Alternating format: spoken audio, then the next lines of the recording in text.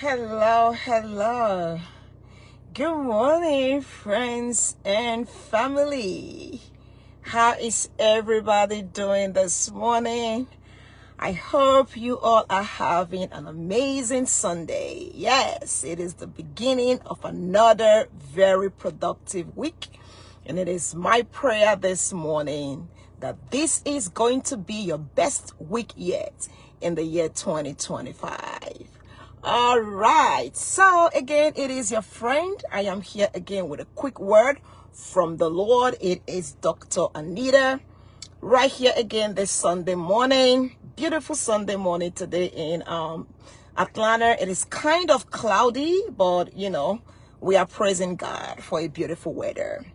All right. So this morning, I'd like to speak to us really quick from the book of Matthew. Let's go ahead and go to the book of Matthew really quick this morning. Matthew 5, and I'm going to be reading again by the help of the Holy Ghost, 23 through 24. Matthew 5, verse 23 through 24.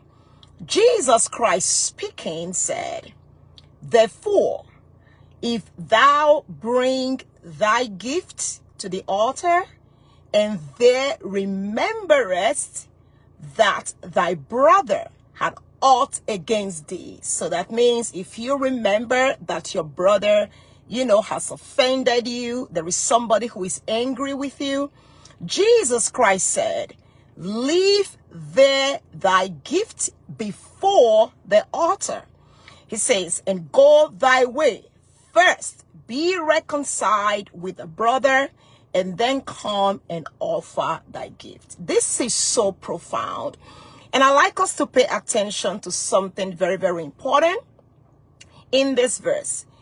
So the emphasis that Jesus Christ was drawing attention to is, if you remember that your brother has offended you, if you remember that there is somebody who is angry with you, so it is not necessary that you are angry with the person. You see what I'm saying? It is not necessary that you were at fault.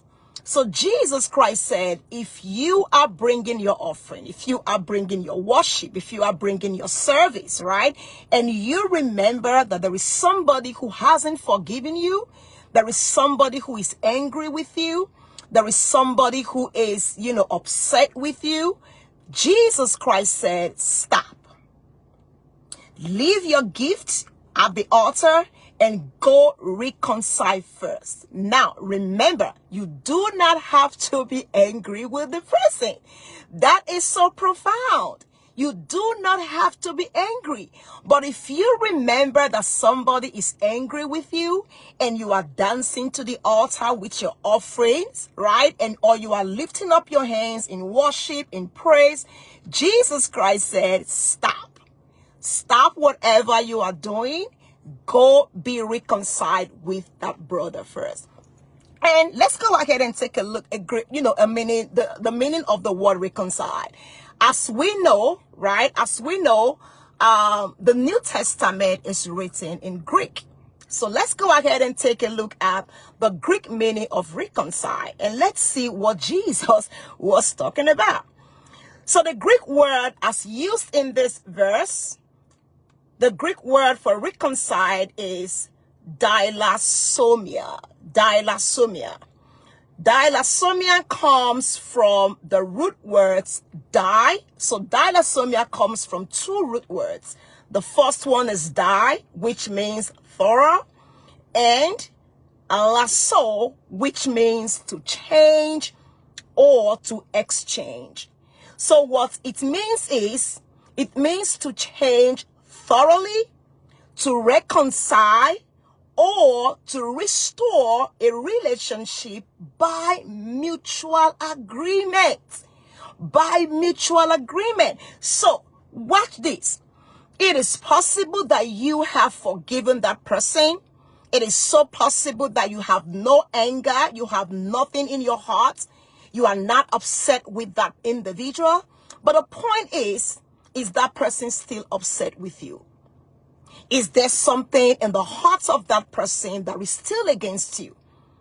mutual agreement. So Jesus Christ was talking about reconciliation by mutual agreement. It is the word specifically refers to two-way reconciliation.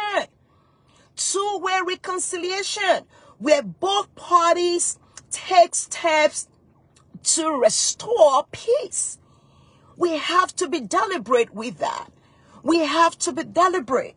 So Jesus Christ is saying, right? Reconciliation is more important to me than your offering, than the seed, than the tithe you are bringing. You got to be reconciled with that brother. Yes, you have forgiven. But the question is, has that person forgiven you? We have to take steps. It's exactly what this, Matthew 5:23-24 is saying. We have to take deliberate steps. If you have to call the elders of the church, go ahead and do that. If you have to speak with somebody, go ahead and do that. It is so important that Jesus had to speak concerning this. It is so important for our prayers to be heard. It is so important for our offerings to be accepted. It is so important that we walk in reconciliation.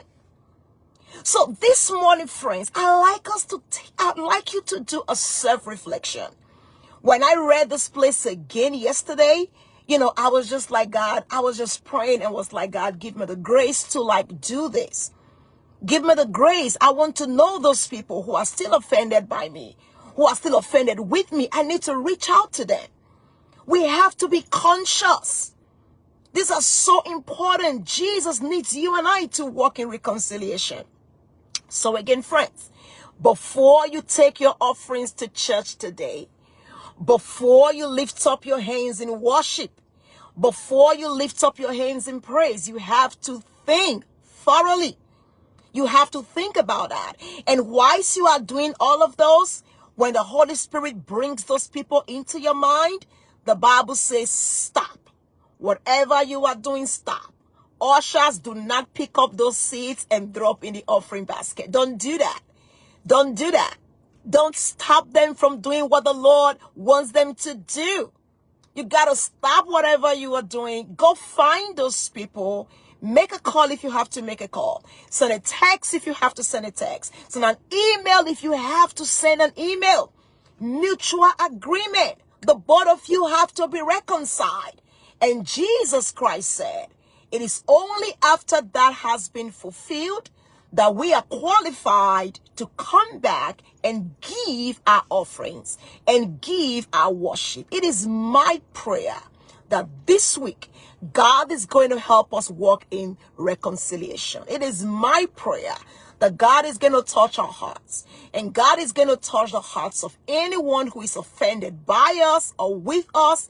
God is going to touch their hearts, that when we reach out to them in reconciliation, God is going to help them to agree with us, so that way our reconciliation would be mutual. It is my prayer that this week nothing would hinder what the Lord has for you. Nothing would hinder what the Lord has for your ministry. It is important to God, so that means it has to be important to us. God bless you, and I pray for the grace to walk in divine reconciliation. And I pray for the grace, to walk in mutual agreement with everyone that is around us, for those who have offended us, for those we have offended. May God revive our hearts, that we will walk in mutual agreement in the mighty name of the Lord Jesus. God bless you. We await your testimonies in Jesus' name. Bye-bye.